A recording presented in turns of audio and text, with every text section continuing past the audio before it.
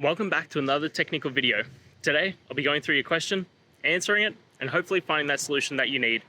Guys, remember to stay just a little bit crazy, just like me, and hopefully find that resolution you're looking for. Now, let's continue on to the video.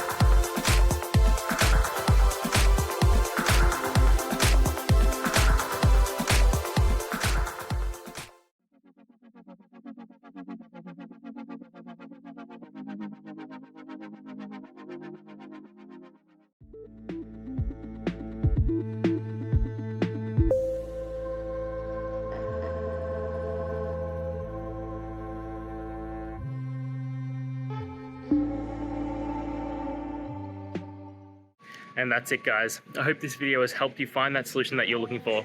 If it did, please hit the subscribe button. I'd really appreciate it. And until next time, I hope you have a good one. Cheers.